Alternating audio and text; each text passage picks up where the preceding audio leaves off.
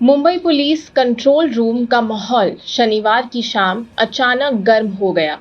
एक धमकी भरा मैसेज आया कि अगर योगी आदित्यनाथ ने अगले 10 दिनों में इस्तीफा नहीं दिया तो उनकी हत्या कर दी जाएगी, बाबा सिद्दीकी की तरह मार देंगे। ये धमकी भरी पंक्ति पढ़कर पुलिस के अधिकारी हैरान रह गए। उधर उत्तर प्रदेश के मुख्यमंत्री योगी आदित्यनाथ के नाम पर यह धमकी महाराष्ट्र पुलिस के लिए तो झटका ही थी, पर इस खबर ने पूरे देश में सनसनी मचा दी।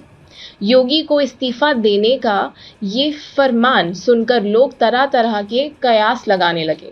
सोशल मीडिया पर मीम्स की भरमार हो गई।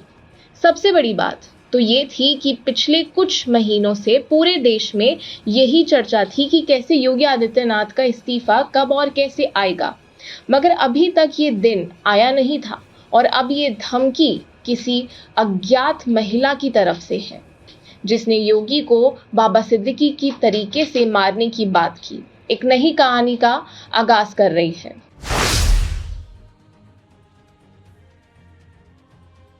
दिल्ली में बीजेपी के हेडक्वार्टर में अमित शाह के पास ये खबर पहुंची तो उनके माथे पर शिकन गहरा हो गया।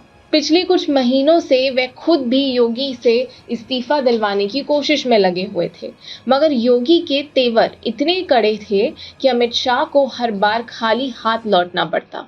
और अब किसी अनजान महिला ने ये धमकी देकर कहा कि योगी 10 दिन के अंदर इस्तीफा दे दे, नहीं तो अंजाम बुरा होगा। इस धमकी में एक तरफ की विडंबना थी, क्योंकि अमित शाह खुद ये काम महीनों से नहीं कर पा रहे थे और अब कोई अजनबी सी महिला ने धमकी देकर ये बात कर दी थी। अमित शाह के लिए ये सुनना किसी मजाक से कम नहीं था।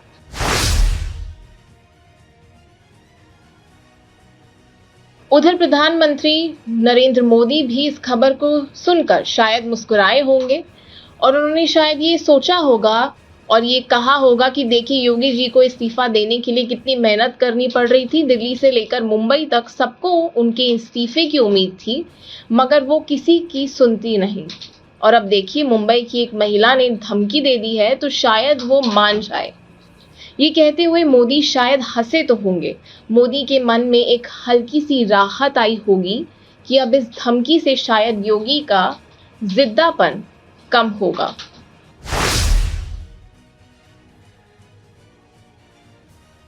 धमकी में बाबा सिद्दीकी का नाम सुनकर भी लोग काफी मजाक बनाने लगे। सोशल मीडिया पर लोग तरह तरह के चुटकुले लिखने लगे थे। अरे बाबा सिद्दीकी का मतलब अब योगी से क्या है। किसी ने कहा अब तो मुंबई पुलिस को बाबा सिद्दीकी से भी पूछताछ करनी चाहिए, आखिर उनकी ही तर्ज पर धमकी क्यों दी गई। और वह वाकई हास्यास्पद था कि एक अनजान महिला, जिसे शायद राजनीति के बारे में भी शायद जानकारी नहीं थी, उसने योगी को धमकी दी और पूरे देश में हलचल मचा दी।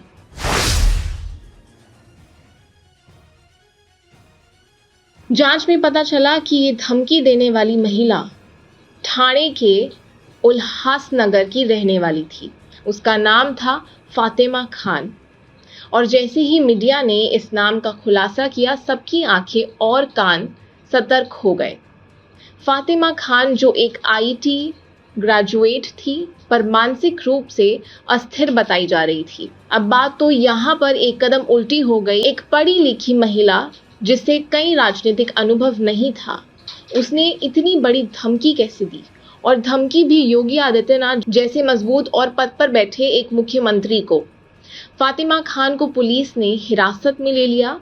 जांच में सामने आया कि वह एक मानसिक रूप से अस्थिर है। शायद उसे ठीक से ये भी नहीं पता था कि योगी आदित्यनाथ कौन है और उन्होंने इतने बड़े पद पर रहते हुए कितने लोगों को रास्ते से हटाया है। पुलिस ने पूछताछ की तो भी वो कुछ स्पष्ट नहीं बता पाई। ये बात तो साफ हो गई कि फातिमा का ये कदम उसके मानसिक अस्थिरता का परिणाम था। पर उससे बड़ा सवाल ये था कि क्या ये धमकी भी एक संकेत नहीं था कि योगी के इस्तीफे को लेकर बात अब जनता के बीच मजाक बन चुकी थी।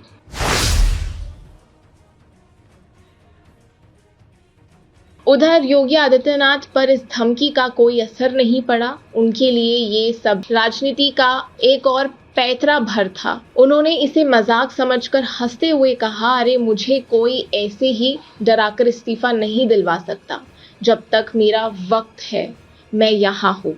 उनके समर्थकों ने भी उनके इस रुख की तारीफ की, लेकिन विरोधियों के लिए ये धमकी एक सुनहरा मौका थी। कई लोग इस बात को सोशल मीडिया पर उछालने लगे कि अब योगी को इस्तीफा देने के लिए लोग धमकी देने लगे हैं।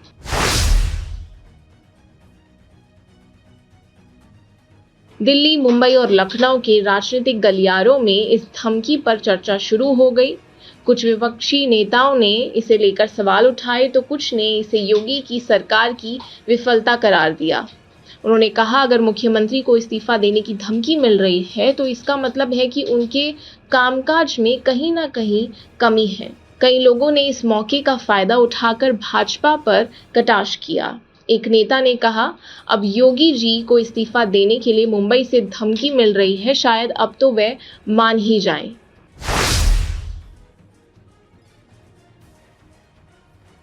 जांच के दौरान पुलिस ने पाया कि धमकी देने वाली महिला वाकई मानसिक रूप से अस्थिर थी। एक गंभीर मामला जो योगी आदित्यनाथ जैसे बड़े नेता को जान से मारने की धमकी पर आधारित था, अब एक मजाक में बदल चुका था। और इसी के साथ ये मुद्दा राजनीतिक गलियारों से निकलकर जनता के लिए एक हंसी का कारण बन गया। एक ट्विटर यूजर ने लिखा, अमित शाह महीनों से योगी जी से इस्तीफा नहीं दिला पाए और अब ये धमकी देने वाली महिला ने शायद पूरा काम करवा ही दिया। इस ट्वीट को हजारों लाइक्स और रीट्वीट मिले। एक और यूजर ने लिखा, योगी जी अब तो मान जाइए, जब दिल्ली वाले काम नहीं आए तो अब शायद मुंबई से आए धमकी को ही मान ले। पूरी कहानी एक ऐसे मजाक में बदल गई जिसने योगी आदित्यनाथ के मजबूत व्यक्तित्व और उनके अदम्य साहस को एक बार फिर से लोगों के सामने लाकर रख दिया। एक महिला की धमकी जो मानसिक रूप से कमजोर थी, उसने पूरे देश में एक अलग सी किस्म की हलचल मचा दी। अमित शाह और मोदी को भी एक संदेश मिला कि सत्ता में बने रहने के लिए एक मजबूत नेतृत्व की जरूरत होती है।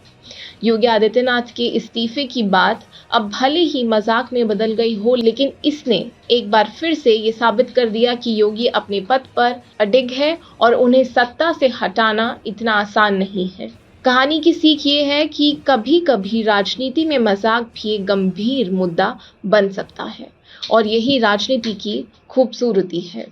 और आप हमसे जुड़े रहने के लिए सब्सक्राइब करें YouTube पर, फॉलो करें Twitter पर और लाइक करें Facebook पर। और ज्यादा जानकारी के लिए आपको टाइप करना होगा सिर्फ न्यूज़ नशा।